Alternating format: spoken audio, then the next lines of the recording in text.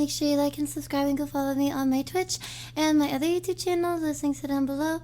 Also my Patreon, where I have more content on there that I don't post here. Place where the soups can scratch that filthy little itch without the paps taking snaps. Today I'm going to be reacting to the 4th episode of House of Dragon.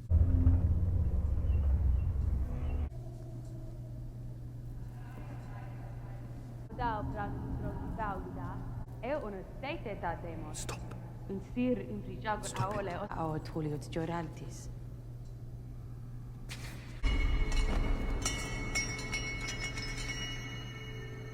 There's been a raven. What? The castles of Rosby and Stokeworth, they have raised Aegon's banner and added their levies to Sir Christian Cole's host. Sir Christian's army, now tripled in strength. My prince, my grace. This is Sir Oscar Tully, grandson to Grover Tully. He is heir to River Run. It is an honor, your grace. Indeed. How fares your grandsire? Sadly, he remains incapacitated. Perhaps you might place a feather pillow over his head and speed along your inheritance. That is not our way. Then you're of no use to me.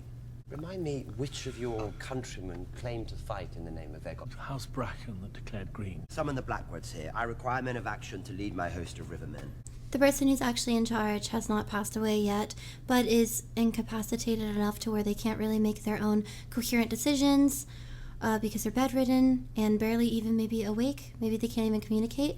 So he can't make decisions, neither can the one who hasn't passed yet. And honestly, Daemon, of course, cutting straight to the point probably seems really harsh and insensitive, but at the same time, this guy did just inform Daemon, okay, well, Sir Christian just tripled his army and his sources, so by the time you train any of the men that are here, it wouldn't really be enough time. So of course he kind of has to like get to the point because people are going to die, and it's really not the worst thing that he could have said. Daemon having those dreams and those hallucinations, or whatever you would call them, visions of some sort. Visions not about the future, but just inward. They kind of feel like dreams. I think definitely dives into his consciousness. Maybe it hasn't been set clear or made extremely obvious yet, technically, which one he feels more, whether he loves her more than his resentment, or he actually is more jealous of her and resents her more than his love. Milady. And you are Alan? Yes, princess. I'm given to understand my lord husband owes you his life. Your mother must have been very beautiful. Rhaenys. He was the sailor who plucked you from your watery grave. Yes. I know who he is, Corlys. He saved his lord's life. He should be raised up and honored, not hidden beneath the tides. I came to tell you that Baela has called me to Dragonstone. They grow restless in Rhaenyra's absence. Where has that woman gone? I suspect to try and draw us all back from the abyss. Okay, so I wasn't sure, and I questioned it later. I was like, are they related? Those are his children that he's had with another woman. As requested. I brewed it myself. Do report if the recipient has need of any remedy, that he is known to disagree with the cup. You've ever been a practical man, an honorable servant to the crown. Tell me, do you believe Viserys wanted Aegon to succeed him? I could not know.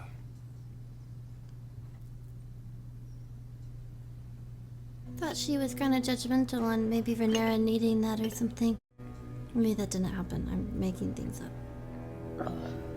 Her being very judgmental towards Rhaenyra for possibly doing something that she shouldn't have done and getting pregnant with a man that she shouldn't have gotten pregnant with, when Alicent's not only doing the same thing, yet way older and should be way wiser. With the same man you scolded them for doing it with is so weird. Sir Christian Cole's host has taken to exploiting the tree cover. You should have burned them when you had the chance. Perhaps you can, Sir Alfred, when you next light them on your dragon. We know that Cole possesses a host that is growing in strength and that it is a problem. Have you had word from your father? No. We could perhaps act if only someone here to lead us. Mind your tongue, Sir Alfred. This council is rudderless.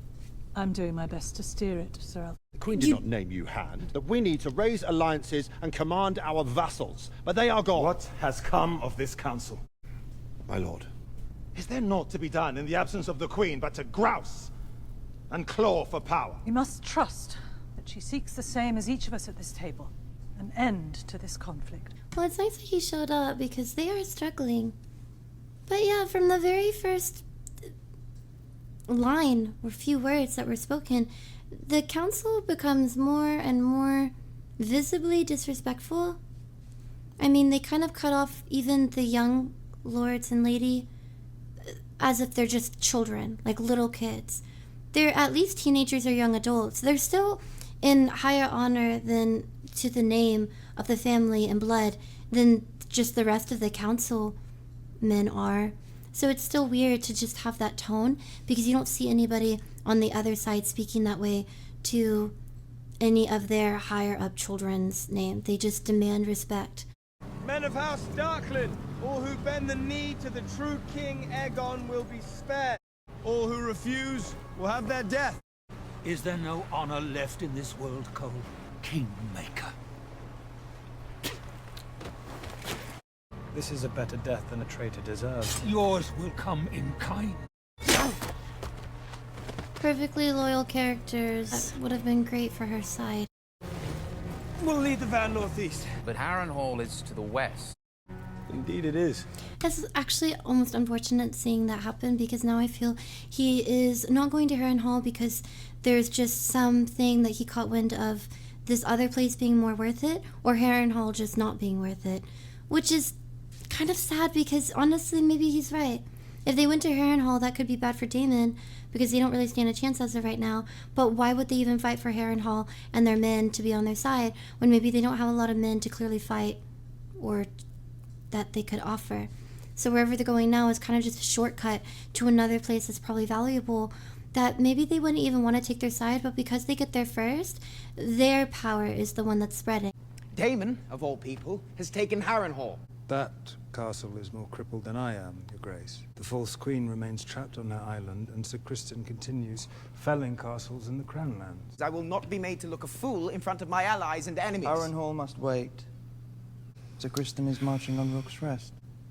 After Cole smashes it, we'll have Dragonstone effectively cut off by land. The two of you have been plotting without my authority.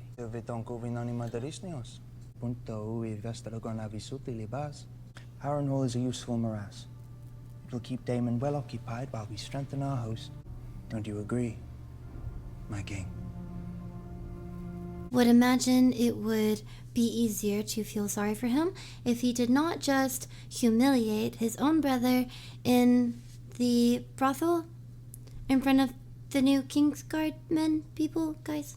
It's actually what I had just worried about, why Sir Criston Cole was going to go in the opposite direction of Harrenhal, because from what we've seen from Harrenhal so far is, what do they have to offer?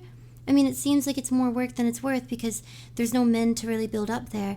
And Daemon, I forgot to mention this part, but they did themselves, is kind of losing it a little bit.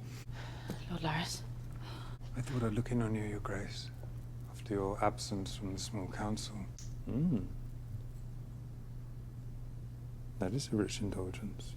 Is anything of note discussed at the council? Dragonstone's attentions are greatly divided, first in the Riverlands and the Gullet, and now the Crown Lands. If I may be so bold, my queen, you have not seemed yourself of late. Weeks ago, my lord husband was alive, and the realm was at peace. I did not know you shared your lord husband's love for the histories. The voices of history guided Viserys. Do you think that is why he changed his mind? In the end, do you now doubt his intentions? Rhaenyra's supporters will believe what they wish, and so will Aegon's. The significance of Viserys' intentions died with him.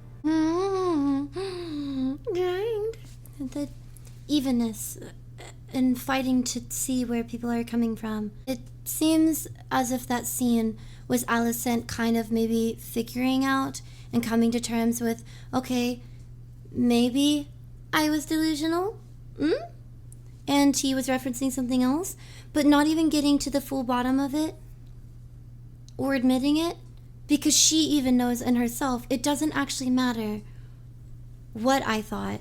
It kind of never mattered what I truly believed or what his intentions were. Because if at the end of the day, this entire time, even when you're discovering what his intentions are, you're not going to use that for the battle or the benefit of fighting for something, and just steamroll on the same path that you were on, even with new information, then it showed that information never really played a part in the first place.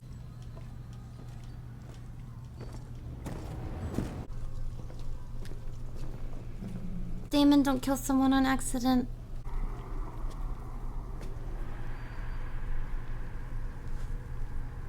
It's a touch late to be stalking about a strange castle putting its people to the sword. Sleep can be thin in this place. What would you know of my sleep? Harrenhal's been cursed since its first stone was laid. So you've come here after quarreling with your wife? What? It's a hard thing, I imagine, to give obeisance to one who replaced you as heir. Does it please you that her legitimacy is contested? Here, drink this. You'll need your sleep if you're to win this place to your side. Who are you? Sir William Blackwood of House Blackwood, Your Grace. I was given to understand that you wanted an army. Some 20 years ago, my lord bent the knee to King Viserys and acknowledged the Princess Rhaenyra as his rightful heir. And you're prepared to march without the leave of your lord? Oh, he is traumatized.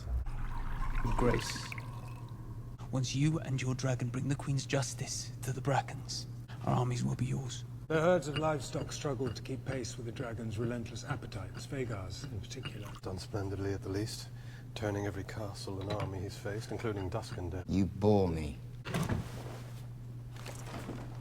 Oh, poor Daemon. I feel so bad watching him go through that, but yeah, I guess this is one of those episodes where it's a Daemon episode. He has to go through this journey or this spiritual thing where he's fighting his inner demons. I feel like a lot of shows do that with certain characters where they just have to fight this thing. They don't actually know what they want, and so they have this inner conflict of, well, which one is more important to you? What are you doing here? Where are your father's books? I ordered them removed. Removed where? What is it? They don't care what I think. What thoughts would you have? I'm the king. Do you think simply wearing the crown imbues you with wisdom? It's my hope that, once enthroned, you would honour the burden of your new duties in the hope that you might be half the king your father was. Tread carefully. Or what? You'll hang me, as you did your rat catchers. I ruled. You should humbly be seeking our opinions and counsel. What would you have me do, Mother? Do simply what is needed of you. Nothing. Like father, like daughter, I guess. Here, sweetie, go into the room and become a vessel for a bunch of little babies for them to be heirs. And then just sit still, be pretty, and let him do whatever he wants to you. And now she's essentially telling her own son the same thing that her father told her. To Rook's Rest! To battle! We shall move now and strike by day. They will not expect it. Dragonstone and their dragons are just across the bay. Grown tired of living, have you? We need to send a dragon. Where? To support the war that your vassals have been fighting in your absence. Where have you been these last days? I went to King's Landing to meet Queen Alicent and sue for peace. You saw Alicent? Yes, I did. I needed to know that there was no other path. And now I do. Either I win my claim or die. Cole's victories have only emboldened him. He marches on Rook's Rest. We need to send a dragon. I will go. My queen. If you die, all is lost. Send me. No. You must send me, Your Grace. Meleys is your largest dragon and no stranger to battle. I will meet Cole. I swear if she dies! After showing some of her character development recently too, we saw her kind of come to terms and or at least confront Corlys about his children. So I do think that they could do something to her, but I'm hoping it's the opposite, where actually Sir Christian Cole is the odd kind of important character that dies. It just felt so intimidating and so shocking for Rhaenyra to just volunteer. It felt like a very Daemon move. Honestly, it almost felt more like a Khaleesi move towards the end, where she just goes in herself. But since in this show it kind of made me think of Daemon, because Daemon did have a little bit more of those tactics than his brother. His brother would always sit back and be the peaceful king, and I don't want to go and fight this battle for these people because that might start this battle with these other people, and Daemon would just charge in like we said at the beginning of the episode. So it felt like that, but now that Rhaenys is volunteering with her dragon, Meleys, because it's just seen more battle, I think something might happen. There's something I need to tell you, Jace. It's a secret that Viserys told me when he named me his successor.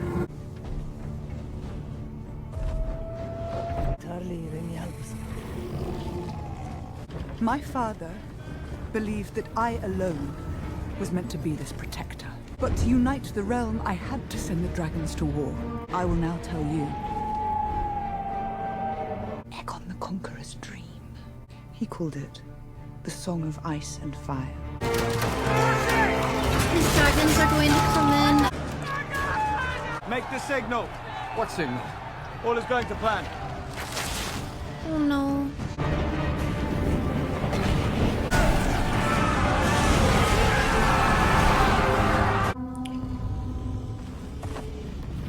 Oh no. This. Bombas! Vega! See el daor. Oh my gosh, this dragon's gonna die! And I feel like a dragon's going to eat another dragon. It's going to be Vhagar. Vhagar is okay with killing a dragon when she feels threatened or attacked or antagonized, like that little one that she killed. But actually being told to go and fight in battle is something that I'm interested in seeing, and how much she does or doesn't listen, or goes kind of rogue of, hey, kill that dragon. Well, what would happen if she actually killed the wrong one and it's someone on your team? That would be devastating. Or burned down not only the people attacking the castle, but then also the castle. Forward,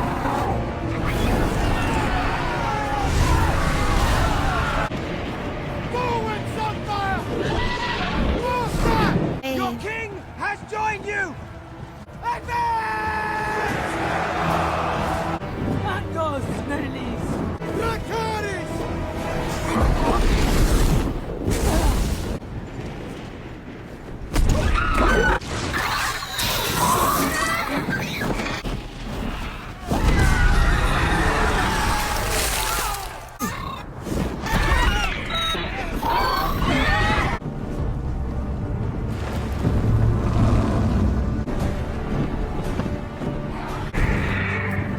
Flank the gods! Dracarys!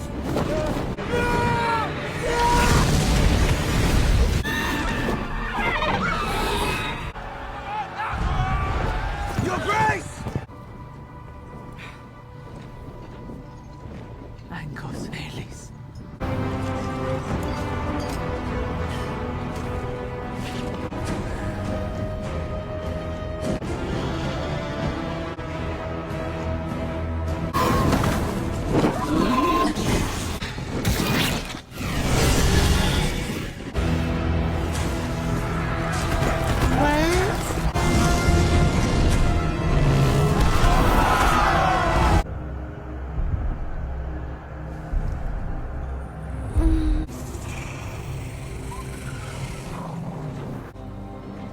Again?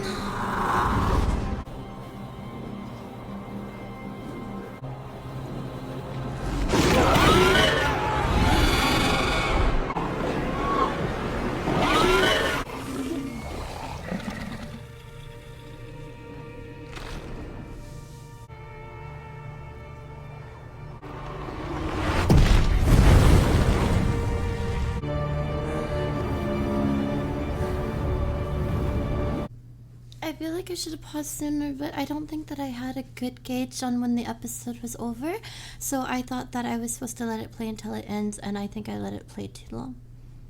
How do you stop in the middle of that? Gosh, I kept hoping Melee's wouldn't die. That would be too obvious. They're gonna show the giant dragon.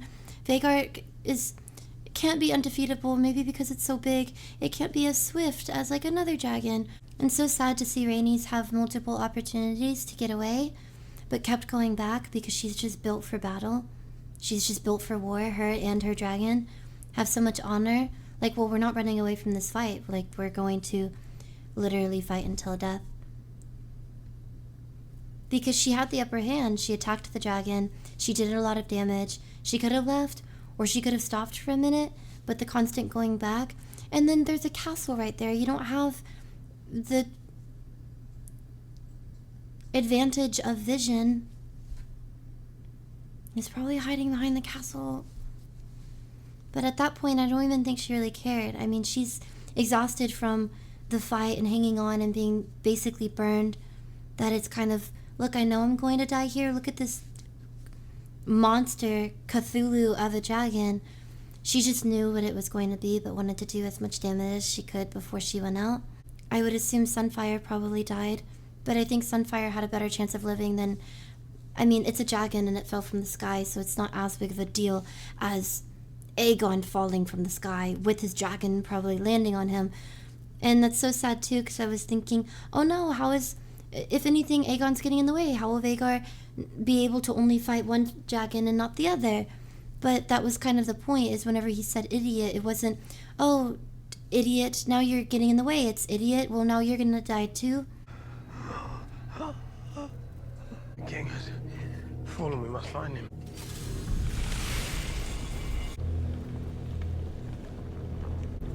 Oh, Daemon! Is he not putting it up?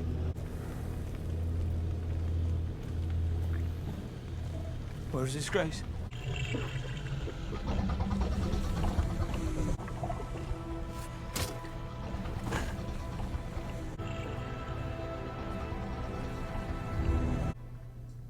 I wonder what Alicent's going to think of the news. That's the last thing she said to him, which actually kind of egged him on to do something when she told him to do nothing. It's a really intense episode. Probably one of the best ones so far in the, at least, season. Because we're actually seeing dragons fight now, and how easy it is for them to just... It's so devastating so immediately. Even the one that was smaller being more swift and flying under Vhagar, Melee's, ripping at its chest, and immediately just spills blood everywhere. So yeah, I guess that one was Melee's thing. Maybe a lot of the dragons do that, but since we haven't seen any of the other ones fight, it's kind of a signature Melee's thing now, because it did it to Sunfire, which for the most part killed Sunfire. Sure, Vhagar's fire kind of did the last bit, but it was ripping its chest open and splattering blood all over the floor that I think Melee's caused for Sunfire, and then even kind of doing a lot of damage to Vhagar. Enough for Vhagar for when they were turning and doing this thing that actually, I guess, birds do a lot. It's like a death roll flying thing. Vhagar was the one who landed on the ground first. So Melee still kind of controlled the situation a lot.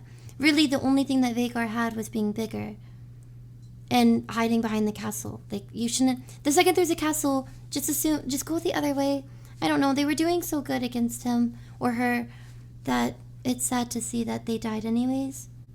Yeah, I hope that you guys enjoyed this reaction, and thank you so much for watching. I will see you all next time.